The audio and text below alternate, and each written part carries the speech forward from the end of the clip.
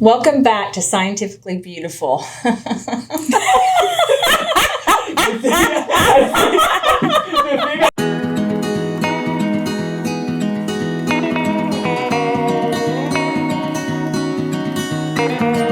Welcome back to Scientifically Beautiful. This is your host, Dr. Christina Rahm, and I have the pleasure today to introduce you to two of my beautiful, wonderful close friends, Crystal and Michael Archie. We're happy to be here. Thank you. Thank you for being here, because I know it's odd. We've been laughing before we started shooting this because I've been interviewing people and talking to people throughout the world in different countries and different areas, but also have the privilege of getting to talk to people here in Nashville. And Nashville, Tennessee is a place that's very eclectic.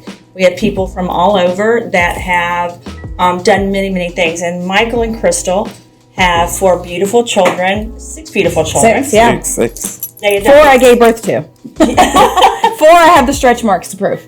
I have those too. Crystal and I are very good friends. We both have 4 children. And then you guys adopted 2 from Ethiopia. But they have more because I'm at their house a lot. And yeah, we have a lot of kids. A lot of kids. It feels like a lot. I've lost count. And Crystal loves all of them, I I think. do. Yeah. I don't ever want them to leave. Yeah. Which is one of the things I love. We actually get to spend time with them, getting to know them personally and not just professionally. But Crystal has made a name for herself in not just the United States, but in different countries because of her heart and how she gives, and because of the things that she puts her name around, and because Michael and Crystal as a team have built different businesses and different things together. But one of the things I've always respected so much about both of them is they've utilized their gifts and then what they've made from their gifts to help so many other people. So You're making us sound way better than you're making us sound good. We're going to talk about it because it's really you guys are a power couple, but when I am around you all, I don't naturally think of you because I think of your hearts first before I think of what you guys have both done. But the underlying current of this show is to talk about life is tough, but you can be tougher. Because my background is science and medicine and clinical and research, we focused on a lot of that. And we're going to bring some of that into the talk. But we also are going to talk a little bit about your personal lives and how you got here. So I would love to start with both of you telling a little bit about yourself. Okay. And then we're going to talk about your biggest challenges and what you've gone through to really get here. Okay. So I even have people talk about their childhood, but really just what sticks out in your mind that is part of you that's been one of the reasons that you've gotten here today. KB. I told her not to ask me anything about science because that is not. I know nothing about science. She's my brainiac she friend. knows about skin. I'll say that. I know about skin. I know about skin, but yeah, some of the verbiage you use, it's like way over my head. But so we can talk about life. That's easy. It's just so funny. Like she said, we were laughing before we got started because we're just such great friends. It's weird to sit here in front with a mic and talking, but we absolutely love. We could sit and talk all day. We could literally sit and talk all day. And we do sometimes. And we do so. Yeah, late nights. All right. So our story. Do you want to go first? Or do you want me to go first? Oh, you go first. Okay. Jayla, my daughter, is in here. I call her Gorge. She says I tend to take stories and make them really, really long. And she's like, Mom, you need to learn how to shorten things. So I'll try to make a long story short. So, okay, I grew up in a small town, Pennsylvania. We both grew up in small towns in Pennsylvania. I'm very transparent. I'm always very real when I tell my story, completely honest. We both grew up on welfare. Our families didn't have much. I remember going with my mom lots of times, standing in lines, waiting to get cheese, government milk, government. Matter of fact, to this day, he will not eat cheese because he had a bad batch of government cheese one time, tore up his stomach, and he pretty much ruined cheese for me. He won't eat cheese. Because I've ordered things before, and Michael's like, nope, no cheese. Yeah. No he cheese. will not eat cheese because of the bad batch of government cheese. Yes. But my whole life, growing up, I've seen nothing but poverty mindset, alcohol, drugs,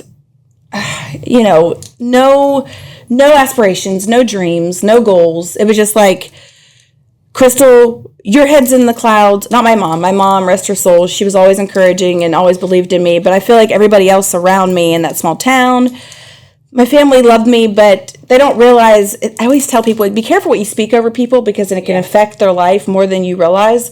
And I was always told, your head's in the clouds, you're dreaming too big. You need to come down a few notches, reality. We are on welfare. You know what I mean? Like, this is the way it's going to be unless you go to become a doctor or a lawyer or something. We can't afford for you to go to college. So it was always in my head. Well, they were telling me that I was not going to be able to do much. But in my mind, I had ever since I was a little kid, I'm going to show you one day. Yeah. I'm going to show you one day. And it took being around some normalcy, like different people, different friends, different connections you would have, and you would go to their house, and it wasn't in a trailer. Like, I lived in a trailer. It wasn't, it was like a normal house. It was a normal family life without alcoholics and, you know what I mean? Yeah. No abuse, no violence. And I was like, there is normalcy in the world, and I want that. Yeah. That's what I want. And I can, even if I can't afford to go to college, I had a dream. I had a passion. I said, I don't care what it's going to take. I'm not going to give up. I'm going to go after whatever that is, no matter how many times everybody told me I couldn't. Yeah. So I'll let him but then when I met him at 18, fell in love, and we were young, dumb, in love kids after the first date. Yep. First date. First date, we were inseparable. December 10th. December 10th, 1994 was our first date. And we were inseparable. And 3 months in, we said, let's have a baby. We're not married. He's in college. I'm a cocktail waitress. I'm working 3 jobs because my family couldn't afford me to go to college. They couldn't afford to put me in an apartment. They couldn't afford to get me, So I went over to where it was Penn State University on that campus. I'm like, well, I can't go to college. At least I'm going to be on campus and pretend like I'm a college student. And I worked 3 jobs, and then one of the jobs met him. And like I said, we fell in love like immediately, 3 months in. Let's have a baby. So here I am at 18, got pregnant, just like my family and everybody else did. And just like they told me, not in school, just graduated high school, didn't go to college. Here I am pregnant, out of wedlock. Do you know what I mean? So I was like, crap, I'm doing exactly what they thought, exactly what they've been speaking over me. And again, I want to say, if any of my family ever listens to this, I love my family. I'm thankful for my family, and I'm thankful for the things that have happened to me in my life because it made me the person that I am. It made me strong. It made me have that drive. And I have family members that went down the same path as everybody else. Jail, drugs, alcohol, and then my sister and I and a few other cousins, we took a completely different path. Everybody has their own path to take, and they make their own decision. But so here I was, 18, pregnant, and then what did I do? I had to get on welfare, just like, you know what I mean? So it was just killing me. That was hard. Do you know what I mean? Yeah. Because he's a college athlete. Yeah. Michael was a professional football player. Yeah, he played. He wasn't just a college athlete.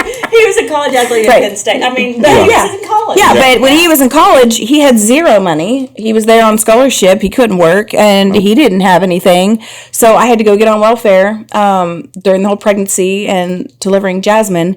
And he kept saying, we're going to get married, babe, but we didn't want to go to just the peace. Neither one of us had money. Our families didn't have money for us to get married. So he's like, if all goes well and I stay healthy, I'm going to go pro, and then I'll give you the wedding that you wanted, that you dreamed of. So we ended up, after he was drafted by the Houston Oilers. Now the Tennessee Titans.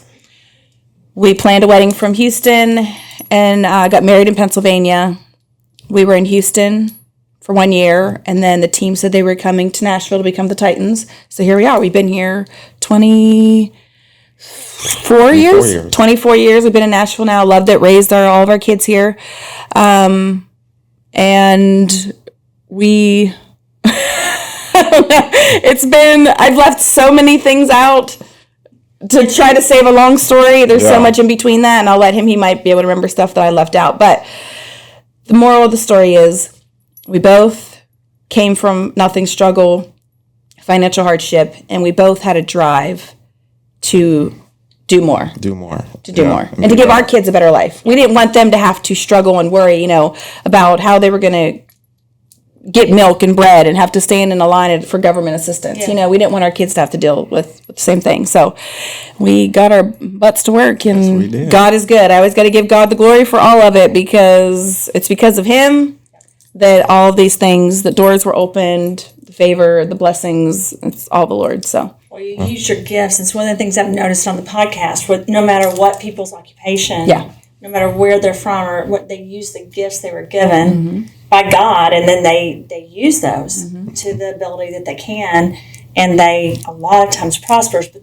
along the way, there's a lot of difficulties. They don't just quit. Yeah. You know? Right. And I think another misconception is they think that if you've played professional football, or if you're beautiful, right? I'm just being honest. Or if you would pick a gift, if you're smart, they just think, well, then things that came easy. Yeah. And then they think, well, then that's why you've made it in your life, and that's actually not true. Right. Because the ability, the looks, the intelligence, they don't get us to where we are here. Yeah. So after, and you let me know if you want to go ahead. Go ahead. Christina just said about the gifts. So playing in professional football, everybody, even as a young kid where I grew up, everybody's like, you're so gifted, you're so talented. And again, we give all glory to God, because that gift came from somewhere. But you got to know how to use it. You got to know how to work hard with that gift. So it's never easy. So even though I had the gift, I could have chose not to work hard at it. Yeah. But I always decided I wanted to work hard at it and be the best who I can be with this gift.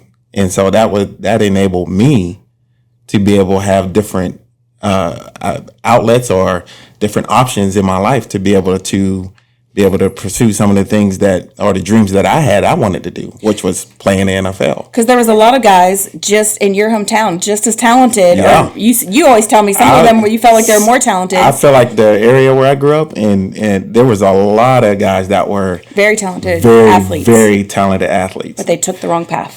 But they, they made different decisions in their life, what they wanted, but I grew up watching them, and so they inspired me. And it's like, but they would sometimes go and make wrong decisions and hanging out late night at the streets and drugs and alcohol and all this other stuff, and that's just something I didn't want to be a part of.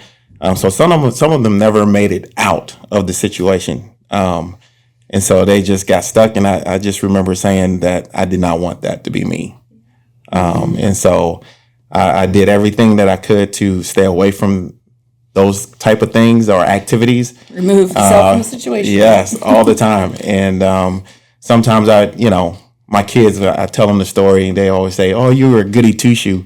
And it's not that I was good all the time. It's just I just made the right decisions on where I wanted to go and what I wanted to be. And so you always tell the kids, where there's smoke, there's fire. So get out of the situation. Well, I always say it's not even that. It's not just showing up. It's also knowing when to leave. Exactly. I think there's a text group with our friends where I said it. Sometimes you need to know when to speak and then when to just not say anything. Exactly. I think that I've got to say, I'm going to give you kudos, by the way, both of you. Jayla works for this, and different International Science Nutrition Society, different companies that are there to promote wellness. And she's so good at her job, but it's because she works hard, and she's focused, and she's using her gifts, which are different than your gifts. Totally different. To apply but it's awesome. Right? Yeah. Which is awesome. I just think I'm blown away with her. You gave her that gift, or you showed her whatever your gift is, right? Yep. Which I think so many parents, professional athlete, you're a brand, Crystal, you've developed things all over the world. So many parents want their kids to be like them or follow in their footsteps, which you guys, I noticed that with all your kids, you let them be who they want. And they're all as long really as different. they use it and apply it. So, case in point, our firstborn son, Michael Jr. So he's Michael Archie Jr. like me, but one time we were in a school meeting and it made me smile. And he said, I remember something my dad always told me is that we have the same name, but different paths. I love that. So, and I would always tell him that. You don't have to play football. You don't have to play football. You don't have to do what I did. Right. And I don't live through you because I've already made my decisions on what I wanted to do and what I wanted to be. So now you own up to your name and make it what you want it to be. And I'm proud of you no matter what. And all our kids, no matter what they choose to do. You don't have to do what what dad does or what mom Right. does. You don't have to, you decide what you want and then go after it and go get it. Yeah.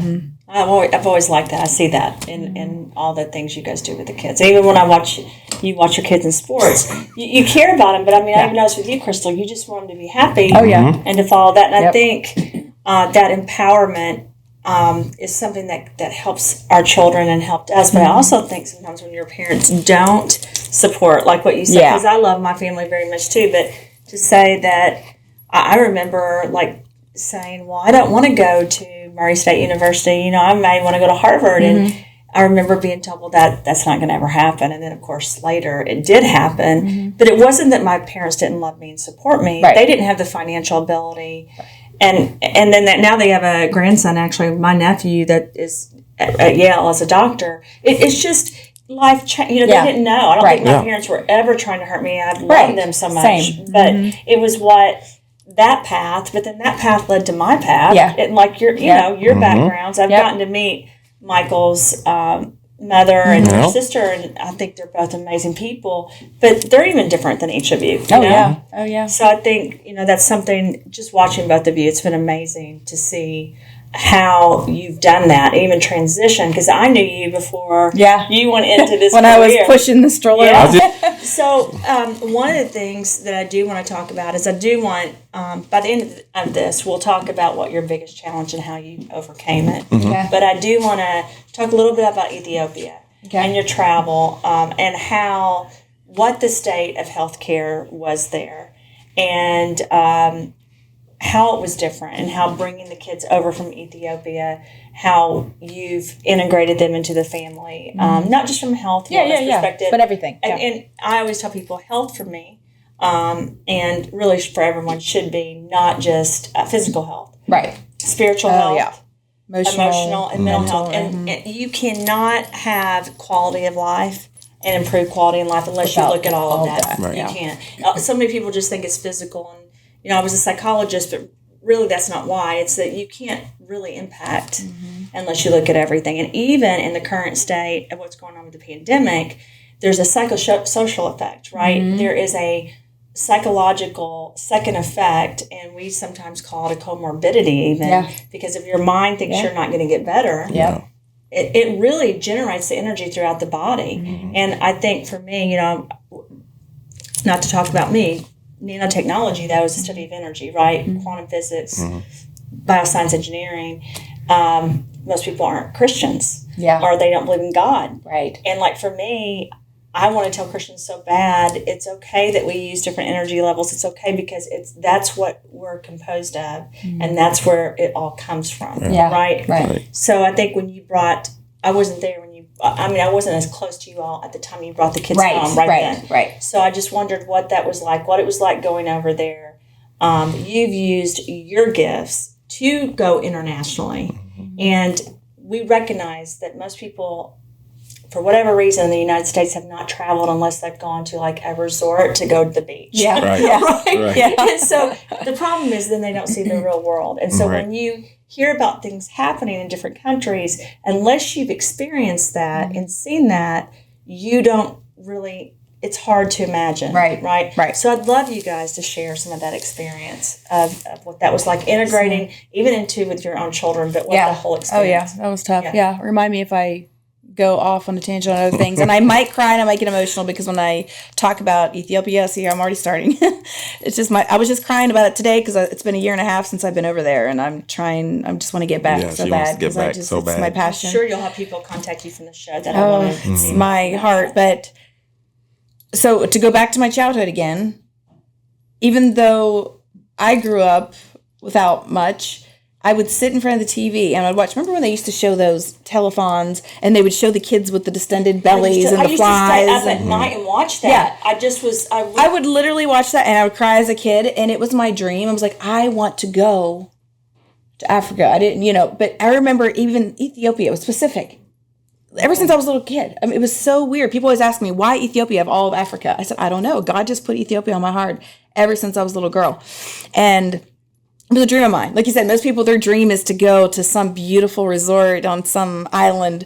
My dream was to go to Ethiopia, to be with the poorest of the poor, and just love on these people and like, Lord, use me. How can I help? I want to do something, even if it's just one person. You know, the kids, I know they love my heart deep down, but, you know, people are always like, you can't bring them all home and you can't change everybody's life. But if you can change the world for one person, Yeah. then that changes everything. That changes the whole world for that person. Yeah. So I remember when I told him we had 4 kids, 2 boys, 2 girls. And we were done. And I've always wondered what this he got his snipped. Yeah, he got his snipping done, and he was officially done. Done. And she comes to me and says, I've always wanted to adopt. I want to adopt. He's like, babe, we've got 2 boys, 2 girls. I think we're good. We're pretty even in the house. We're even. We got 2 boys to buy. And I said, ever since I was a little girl, it's something I always wanted to do. I want to adopt from Ethiopia. And he at first was not, on board with it. And I was praying and praying and praying. And I always tell people, if you want prayers answered, just continue to pray and pray and pray. I got so many stories we could go into that too. But anyway, so his heart finally opened up. Well, it's not that I wasn't on board. I'm not trying to make you. Most guys aren't on board with adoption right now. It wasn't that I was on board. Most husbands. Yes. It's just how we think differently. See, you were thinking adopt, nurture, love. And you said, for me, adopt, I'm thinking of, okay, how am I going to take care of? Okay, yeah. So I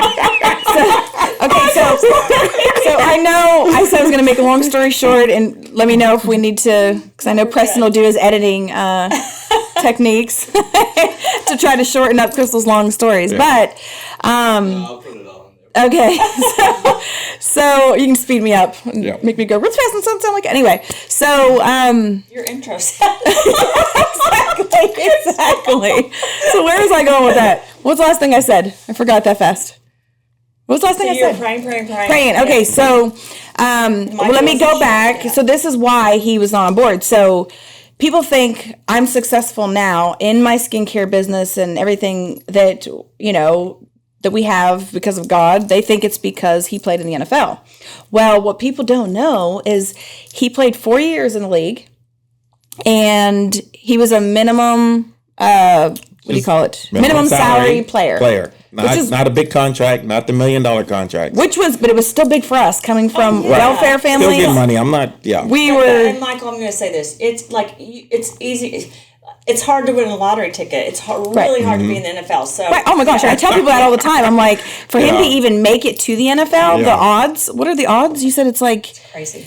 I don't know. You shared the numbers before, but it's crazy to even make it to that level. So I'm so proud of him that he made it in 4 years, and every year we'd be stressed out through camp. Is he going to make it? Because they would start out with 83 players, and they would get it down to 52. And every year he made it. I was like, thank you, Lord. But anyway, so after 4 years of him playing, he had an injury during preseason. It was the year the Titans went to the Super Bowl. And that preseason year, he had an injury. And how long after the injury? They put me on injured reserve. And it wasn't a career-ending injury. It was a high ankle sprain. It was nothing that would keep him out of the NFL. So they put me on injured reserve, and then after I actually healed up and got better, they released me after that. So was that hard? Oh my gosh. Yes, it was very hard. He had to come home and tell me that they're releasing me. That was our only source of income. We didn't have a backup plan. We didn't have a plan B. He had a college degree, but we didn't have, you know what I mean? And we just had Michael Jr., so we had 2 kids at the time. Yeah. We just had Michael Jr. But that's hard, having 2 little kids. Well, I mean, of course, in my mind, you think, we always think we're going to play forever. Yeah. Nothing's going to happen. And this is a small injury. I'll get over this and get back at it. And then all of a sudden, I was like, whoo, rug pulled out from underneath us. Other people have different plans, and then you're no longer. Yeah, it was just taken away like that. So, yeah. Yeah, so long story short, we ended up living off of the savings. He was trying to get picked up by another team. He ended up playing for this other league in New York. It was an XFL league that only lasted a year. He played. We lived up in New York for a year. Came back. We depleted our savings, and we ended up broke. Yep. So here we are. He busted his butt his entire life to make it to the NFL. Makes it there. We're thinking that's going to be the way to make our kids' dreams come true, to give them a better golden life. ticket. Our goal, and bam, just like that, it was taken away gone. from us, and then we ended up completely broke. Which goes to what I always share when I'm talking to the kids or coaching to the kids, that you want to make it to the NFL. I'm like, that's great. Don't stop that. Don't ever. I said, but you got to understand, NFL doesn't stand for the National Football League. It stands for not for long. Yeah, so you better have a plan B. But have a backup plan. Yeah, because you never know. Most guys. But that's hard when that's your dream. Yeah. Running backs, 'cause that was his position. They averaged 3 years in the league. 2.5. 2.5 years in the league. 2.5 years. So he beat the odds from the average. Yeah. He surpassed the average. But anyway, so we ended up broke again. And before my skincare business came into our life, he was trying to get a job. I remember all of that. He has a college degree, but he would go on these interviews and they'd talk football with him. Man, that's so great. They talk would football love my stories. And they're like, well, we can't hire you. Well, we can't hire you. You don't have enough experience. I'm like, he's like, I have a I bachelor's said, degree. I played but football for 5 years. Right. I have a degree. I'm trying to get that experience. I'm hoping you would give me an opportunity to gain that experience. Right. No, we can't hire you. So a friend of ours that has a, what do you call it? Not building. Construction. It was framing houses. That actually shocks me. Yeah. I mean, I never realized that. That shocks me. Yeah. He ended up, our friend gave him a job, and he went from, I always share this in my story, he went from playing in the NFL on ESPN to sweeping floors at a construction site to help, and we made, $500 a week? Yep. He made $500 a week. We're so thankful. But, I always talk about him, and I always cry when I talk about how amazing my husband is, because he's so humble. He never complained. He never acted like he was better than that. Most NFL guys would be like, I'm not sweeping floors. He's like, I've got to take care of these kids. I've got to take care of my family. And he never complained. He did what he had to do, and then God ended up promoting him to get a job at the church we were attending. He ended up putting him in a place in the finance department. He loves numbers. Ended up becoming the accountant without having a CPA degree. God completely opened that door, and so that was great. But then still, we were still paycheck to paycheck, getting just up to our eyeballs in debt from losing everything, taking things to the pawn shop, having garage sales. Michael Jr. and Malik, they'd come home from school. And they'd be like, where's my video games? I can't find my video game. Sometimes we had to take them to the pawn shop to pay a bill. Take the video games and pawn them. Do they know that now? Oh, yeah. They know it now.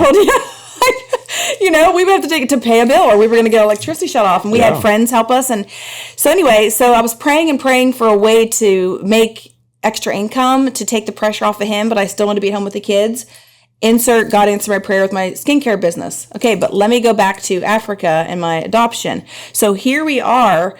We're struggling financially, paycheck to paycheck, like I said, having garage sales and pawning our kids' toys so we can pay bills. And I come to him and say, but I want to adopt and add another mouth to feed. So, Now, when she said I wasn't on board, I was on board, but my mind was just scrambling. How are you going to pay for how are we going to pay? I have to be honest, even me, at this phase of my life, I would think, because I would love to adopt, and I've shared that, my kids know this, I've always wanted to adopt.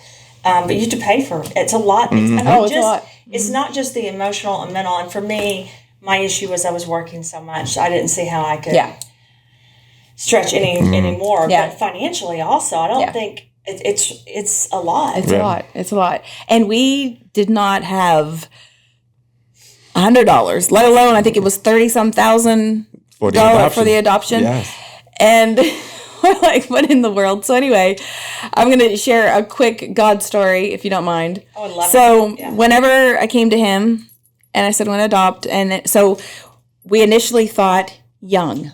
Yeah. Okay, younger than our youngest. Most adoption agencies, they require you to adopt in birth order. So they say you go from your youngest biological child and you adopt younger than them.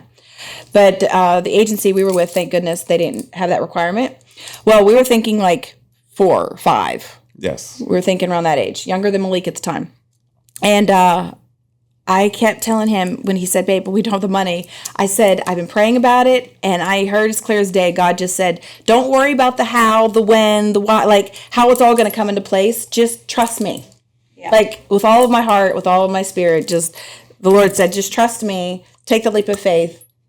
And I told him that. He's like, okay, babe. Okay. He always tells me, he's like, you have a way with hearing from God. He's like, okay, so he's like, whatever he said. Step out on faith. Let's do it. So when we were going through kids, you know, you go through these waiting children's lists, and you can look online, and this kid get to kept popping up, and I couldn't get him out of my head. And I would tell him, I said, babe, he's older, he's 10.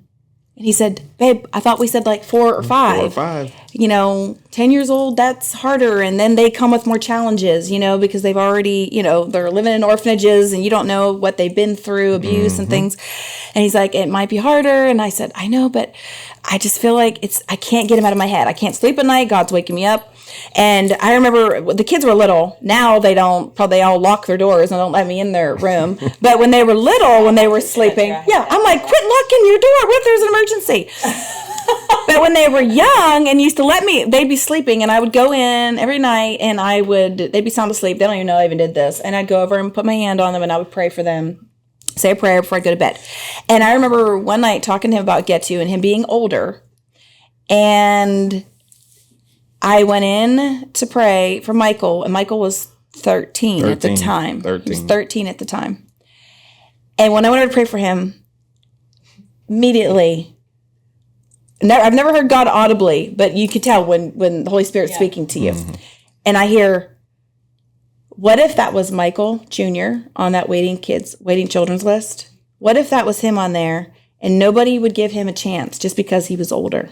Oh, that would, yeah.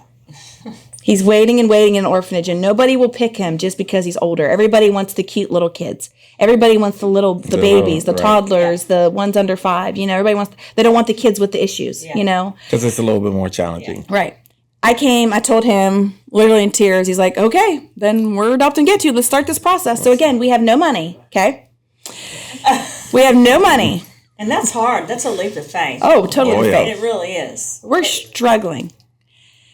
And let's back up. Before we started the adoption process, he gets a phone call one day from his football agent. Haven't heard from him for about 5 or 6 years. Maybe longer than that. Maybe longer than that. Haven't heard from his football agent in a long time. He calls him one day and says... He asked me about an injury settlement. He asked me, did I play in California? Get closer. And I said, yeah. He said, well, there's a workers' comp injury settlement that's going on in California if you play there. And so I said, yeah. And he said, well, I'm sending you some paperwork. All you need to do is fill it out. You may need to fly to California to do a physical and all that and everything. And I was like, all right, well, send it to me. And he sent me the paperwork, and we filled it out, and I sent it back. Forgot about it. Never heard anything. Nope. Didn't fly out to do a physical. I didn't have to fly out to do the physical.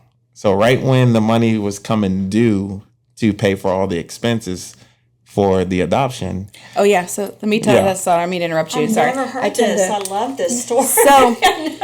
So we step out in faith. We're adopting. Not too many people know, but we had to get our home study, and it was like $1,200 for a home study. I did a home study. We were adopted from Guatemala, and I got pregnant with Crider. Yeah. So they wouldn't let us bring her home. But anyway. So you have to do the home study first. Home study. So it was $1,200. We didn't even have $1,200. Somebody in my skincare business, I just started my skincare business, somebody donated nobody knew we needed $1,200. They donated exactly the $1,200. I immediately messaged them crying. I was like, you had no idea, like, we needed this home study. Anyway. You never said an amount. So as I'm working my skincare business, I'm making a little bit here and there, and I'm trying to help to pay, it's like $100 here and there at the beginning. And we were getting down to the wire, and the agency was like, we need $10,000 due right now, or you guys can't go to court. You have a court appointment coming up. You're not going to go to court. And I call him crying. I'm like, I'm in tears. We can't go to court. We don't have we don't have $10, let alone $10,000. Yeah. And I'm trying to catch up with the story. Whenever you heard back from the agent. So right when all this was coming due, I got a phone call back from California, the place where they were doing the workers' comp. And they gave me the news. They said they settled out of court. And so they told me what the settlement amount was I was going to receive. And I couldn't believe it. So after I just got done crying to him and saying, we don't have $10,000, Right. he's like, are you sitting down? I called her and said, you need to sit down. He's like, you're not going to believe this. He's like, okay, you told me God said, don't worry about how, just trust me. Yeah. He's like, babe, I just got off the phone. I just got off the phone and they settled out of court for $110,000. He said the check is on the way. Check's on the way. Unbelievable. God literally saved that money. Literally saved that money for right when we needed it, at the exact time we needed it, right down to the wire. Because I could have did this 2 years before and still got the same amount. So God literally landed that money. So we were able to take all of the kids over when we picked up Get You to bring them home. We were able to take all of them over, go to his orphanage, and so they could see where their brother. Was that your first time there? No, not ours. Michael Jr. went with us the first time, and we took all the kids to bring them home the second time. So that goes back to Ethiopia. The first time I landed was for our court appointment, me, you, and Michael Jr., and I literally cried being on the ground in Ethiopia because it was my dream. So then after we bring Get You back, you know, you see all these. What was the healthcare? I do want to talk about that because I've never. What was it like there, Crystal? So I didn't find out about healthcare over there until I started going over with mission teams and leading mission teams over there, and then I would take people to the hospital. And was it healthy in the orphanage? No. It's so unsanitary. I just think a lot of people don't understand because our conditions here, it's compared to. I mean, I'm like, so intense. So it's very different, and I think people need to understand that because it's our orphanages here, which I've been to many of them, in our foster homes and stuff. They're not perfect either, right? They're not great either, but the health usually is that. Yeah, because we have so many standards. Right. And it's different. Like when you go to Mexico, Nigeria, Ethiopia, it's just very different. It's different. Yeah. So where his orphanage was out in the countryside, and it's better than in the city, I would have to say. They have less. Like, first time we took him into the city. So we took him from the countryside to the city, which is about 2 hours, right? 2.5 hours. 2.5 hours to the city of Addis Ababa. And it was his first time seeing a toilet. Yeah. You know, having and it wasn't anything nice in the city either, but it was so new to him to even have a toilet because he was used to going to the bathroom in a hole, hole in the ground, little hole in the ground. I did interview Preston. He heard it with Gazelia, and she was in Pakistan.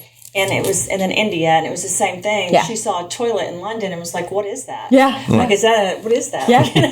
When we climbed on the top of it. When we brought him back, all the kids and Michael Jr. When we got to DC, we landed. Michael Jr. took him to the bathroom, and the dryer. Yeah. And he went up, tried to show him the dryer, and he jumped back because it freaked him out. He's like, "What the heck is?" A vacuum scared him the first time. I remember one time when we turned on our gas fireplace.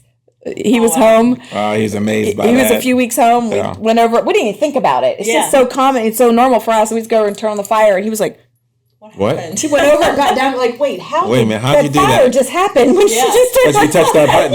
Because they're out there building a fire. They're building a fire, and we just go over there and flip a switch. Oh, there's a fireplace. What kind of food and water? They eat injera with everything, and they have certain spices. Every meal is injera. But in the orphanage, most people don't know what that is. Okay, it's like a spongy. How do you describe it? Bread. It's like bread, but it's not. It's sour and it's spongy. It grosses Jayla out. It's got holes in it, but they don't use utensils. So they just take off a piece of the injera and then they'll scoop up all whatever the food they make. Yeah. But the hospitals there, when I've gone there, there's a young boy recently that passed. He was 13. Mogis. Actually, when we were in Ethiopia the last time, I took them with us before he had died. He had a heart condition. But the kids, he couldn't believe it. The hospital was like, I try to tell you guys how bad it is. People are laying on the floor. That was my first. It's so different. Yeah, filthy, that was my first experience with the hospitals over there. Well, that's why I really wanted you to talk. That's why I wanted to bring it in because I've been to many countries in the Middle East, Eastern Europe, in Asia, even I don't want to talk bad about different countries. I know.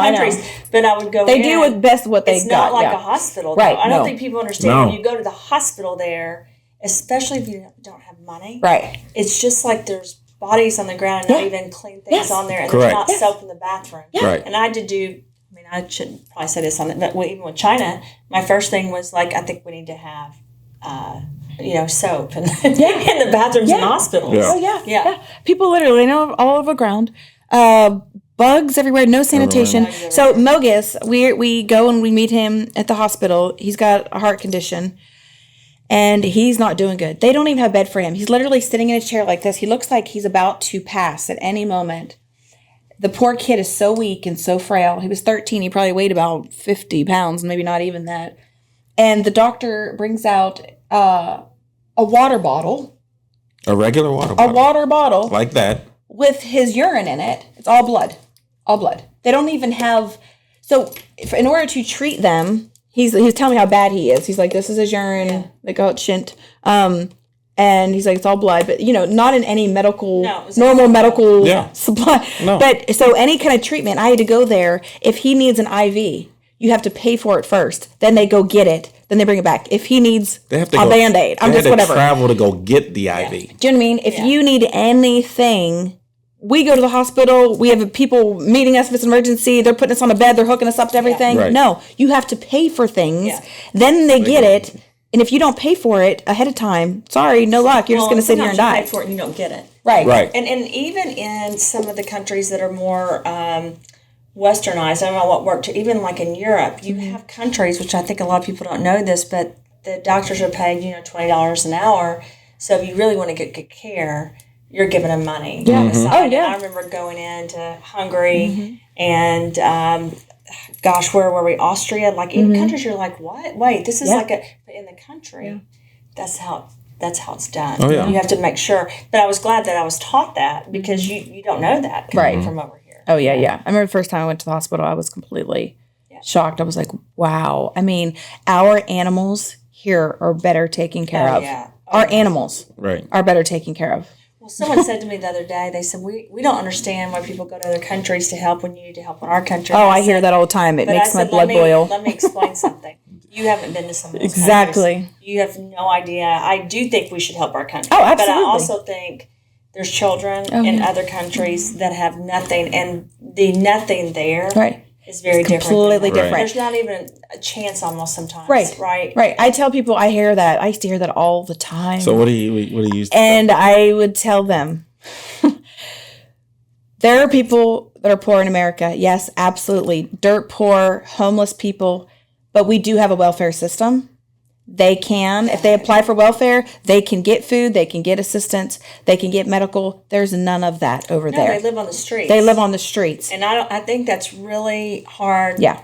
It's devastating to see, though. Oh, You yeah. see all those kids living on the street, yeah. and then they're basically begging to go to the orphanage. Oh, yeah. Because they just want something to eat or Right. to, I know this sounds weird, but to be able to kick a soccer ball. Oh, yeah. Because they Yeah. don't have money to do Oh, anything. yeah. We would take soccer balls and you swear we brought them a Lamborghini, you know? You give them a book, and they're like, they think you're Yeah. the best person in the world because they don't see books. Yeah. Do you know? It's a very different. I remember one time I took a team out. We went out at 4 a.m. because there's a lot of street, people sleeping on the sidewalks. And they're street kids. You see a lot of teenagers and 12, 11, and they're out begging, for whatever. I mean, just little 10-year-olds. But one day at 4 a.m, we went out to take blankets out. And I went over, and there was a big burlap sack on the sidewalk. It was cold. People think Africa's hot. Like, some parts of Africa are hot, but not all parts. It's really cold. Africa is humongous and is all different. And there's parts that are very cold, and it gets cold at night in Ethiopia. And I went over this burlap sack, and I lifted it, thinking I was going to see some grown men under there, like a couple guys. And they were little kids all snuggled up together, covered up, freezing with a burlap sack. I lost it. It was one of my first few trips. And the people that were with me, they're like, "Are you okay?" And I handed them the blankets, and I went to the van, and I just started bawling because when I lifted that open off of them, my kids' faces flashed before my eyes. It's like, I can't imagine my children sleeping on a sidewalk, and there was no parents with them. No. There was nobody with them. They're just on the sidewalk, And people don't understand that their mothers, they sometimes there's no option to raise them. Like people, like I've heard so many times people judgmentally say, "Well, they're mothers." I'm like, you don't understand. They're mothers. Some of them got pregnant when they were 12, 13. I mean, honestly, and they love the children, but they can't even take care of food for their own life. Yeah. Right. I get mothers come up to me all the time begging me to take their child. Yeah. They love their child so much, but they want. But you can't take them just out of the country, because I have it happen to me every time I go to another. Just grabbing onto me, please, and I'm like, I can't take them. Yeah, I know. It's heartbreaking. It's absolutely hard. I have a really horrible story. Well, it's good, but it's so sad. A friend of mine, she adopted a brother and sister from Ethiopia, and the mother loves her children so much. But she put them up for adoption because, like you said, just desperate. She wants a better life. And my friend, one that adopted, which I would say is part of loving a child. Yeah, they sacrifice. The sacrifice, because there's no greater pain, in my opinion, than that. Yeah. And when it was time for them to come back to the States, the mom came because she wanted to say goodbye to her kids. Oh, I can't tell a story without crying. My friend said to watch her children that she hardly knows, she's just adopting them. They are clinging for dear life onto their mother, wailing, screaming, like, don't take me. They're trying to pull the kids off of the mother. The mother's wailing. The kids are wailing. I mean, she said it was the most horrific thing. And she goes, I'm taking these kids away from their birth mother. She was giving them a better life. Yeah. I'm sure she stays in touch with the birth. Oh, yeah. She takes the kids back and stays in touch with them. But to take children away from their birth, but the mother wants it. It's hard for her, but she wants them to have a better life, to not struggle, to have food, to have an education. You know what I mean? So people have no idea. Oh, I know. Like, I can't even she said it was the worst thing she's ever experienced in her life, taking kids away from their biological mom. It was just, she was adopting. It's not like she did it out of, the mother put them up for adoption. Yeah. But with Getu, his parents both passed when he was young, and his uncle put him in the orphanage and kept his sister. His sister's older. So we go back all the time.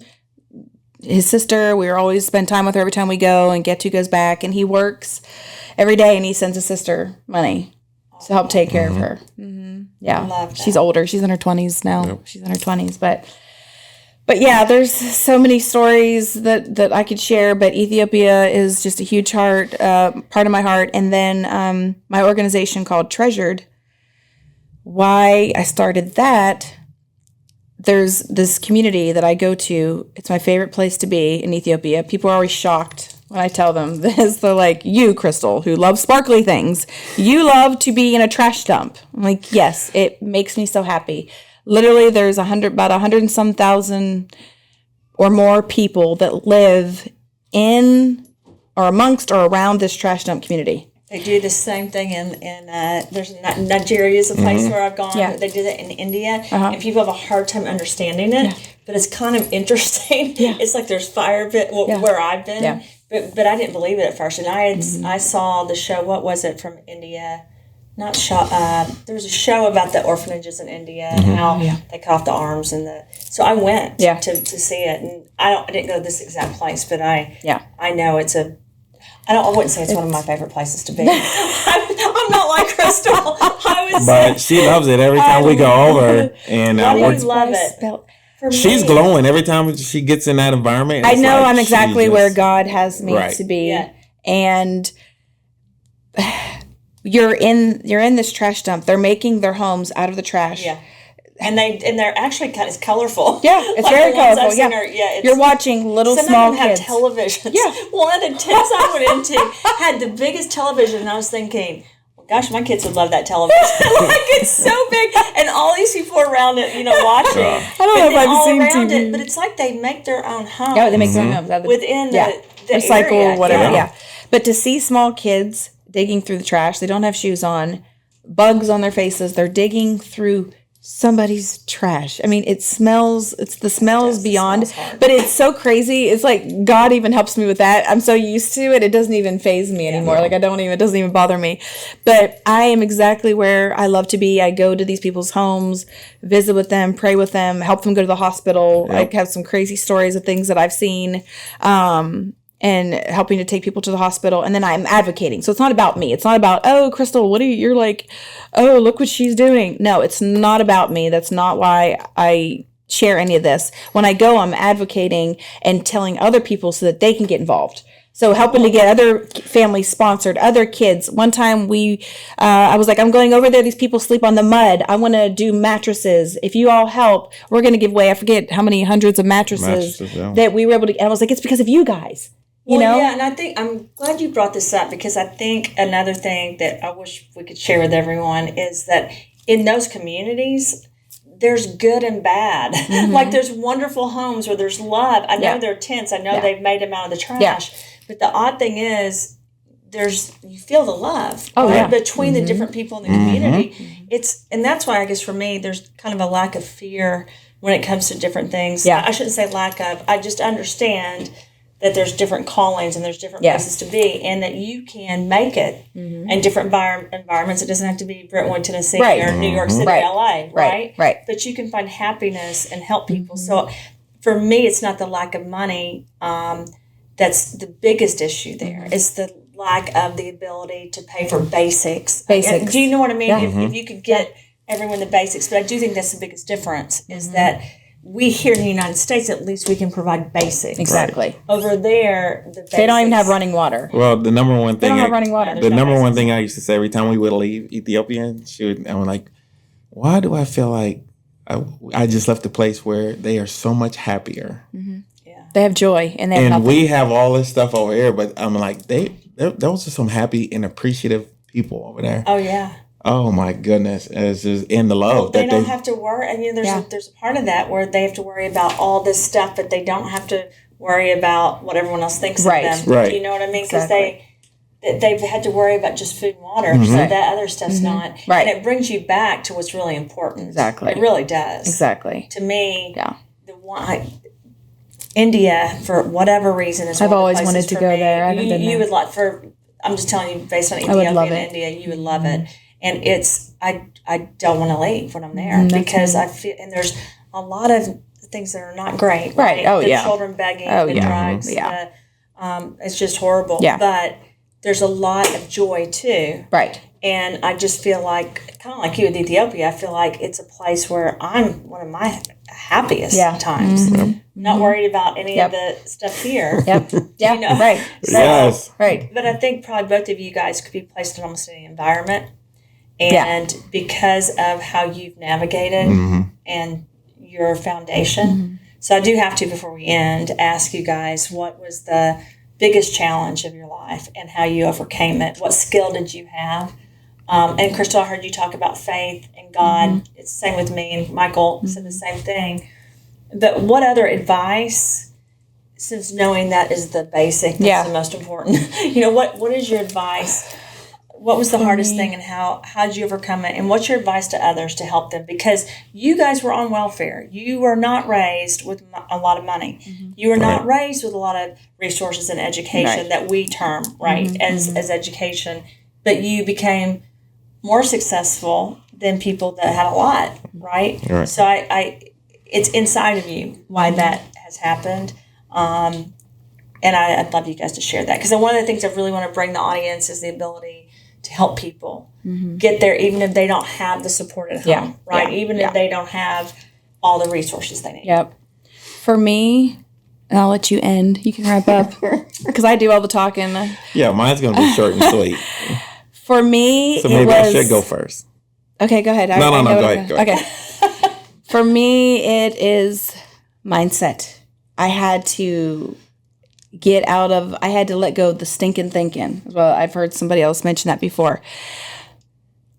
I had the dreams, and I said I was going to do this and do that, and I was not going to end up on welfare, and I was going to do different and make something of myself.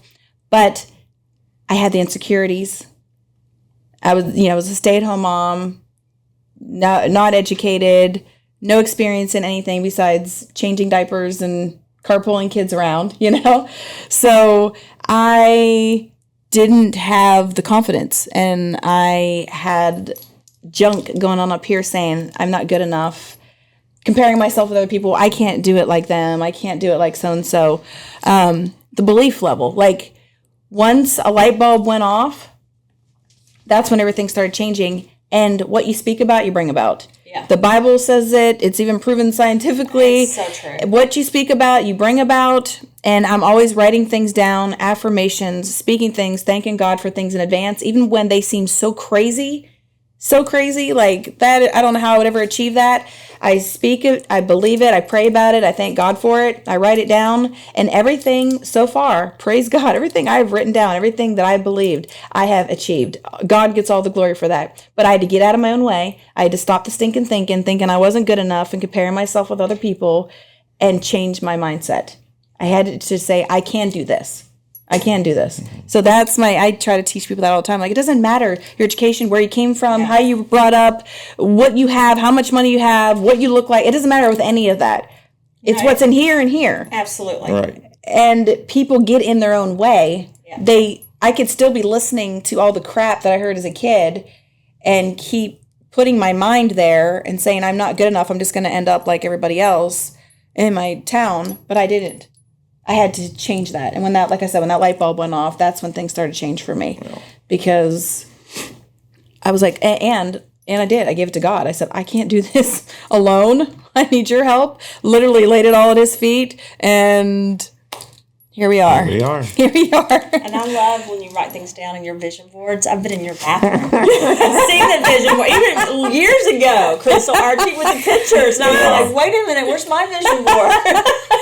I love that. I'm always telling the kids it's so important. So now I got to think of something different, because I mean, this is where we're a match in how the biggest challenge I had to overcome when I was younger, growing up where I grew up, was watching all these athletes that were what I would consider better than me, not make it out, or not work hard or do the things that they need to do to get out. So I would always have these doubts, or I would have these thoughts come in my head, and these thoughts would be, "You're never going to make it out.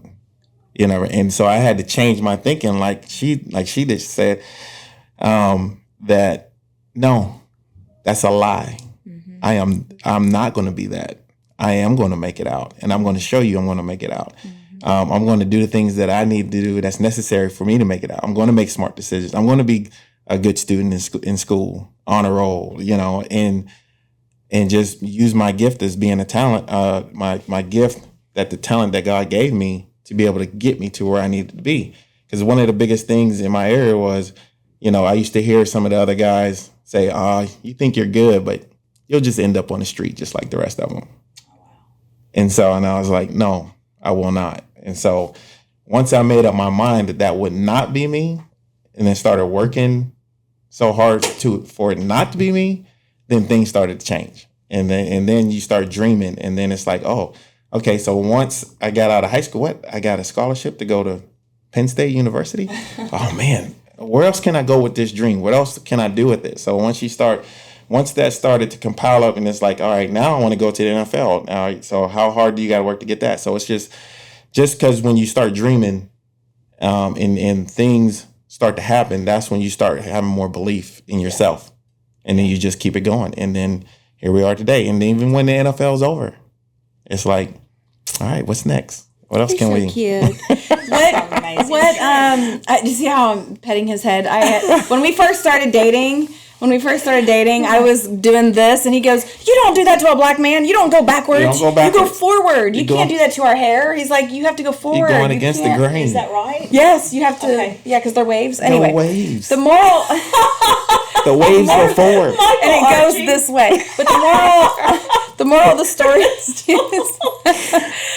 story is people have to come into something not with, I'm going to try and I hope and I wish this would happen. They have to have the mentality, no, I'm going to do this. I don't know how long it's going to take me. I know there's going to be ups and downs. I know I failed my way to success. You have to have, I'm going to do this. I don't care how long it takes me. I'm not giving up mentality. Yeah, because you're going to fail, or it's going to be you're going to have a bad month or a bad. I mean, you are. Right. So you have to just keep going. Right. I think it's one of the biggest things I've always said.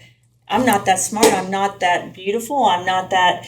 whatever term you want to say, but I don't quit. Right. Do you know what I mean? Exactly. And even when there's days I cry. Oh, and yeah. think, oh my gosh, I feel sorry for myself. I don't, but I just get up anyway. Yep. Do you know what I mean? And there's days I've thought, I'm not getting out of bed today. I'm too upset. I'm not getting out of bed. And then, an hour later, I'm like, Right. and trying to stay out of everyone's way so I can just get through the day, but focus on the, because it's a new day. And we're blessed to have that day. Right. And you can make it something very special. Exactly. Like you said earlier, people see successful people and they think, oh, they got lucky. They don't realize they failed over and over and over again to get where they are. Oh, yeah. They never think that. They failed over and over and over again, got knocked down and had to get back up, and got knocked down and had to get back up. They don't see all that. They don't see that backstory. No. They just think, oh. Automatic success. Yeah.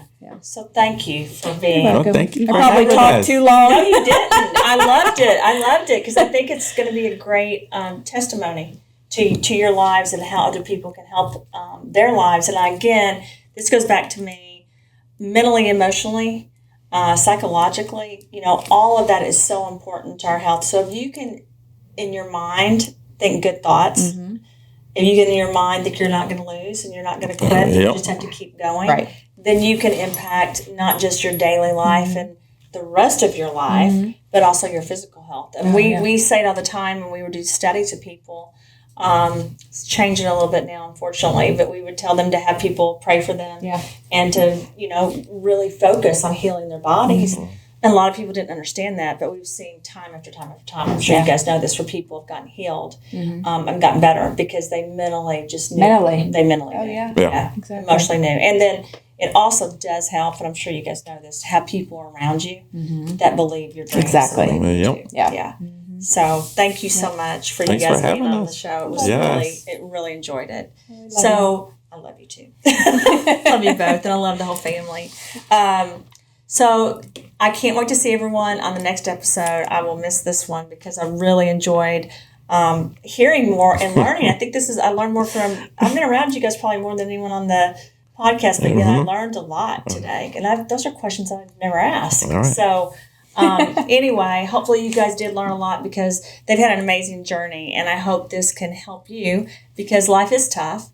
But if you can mentally be tougher, physically, emotionally, spiritually, then you can get to the next level. So thank you so much. I'll see you guys on the next show.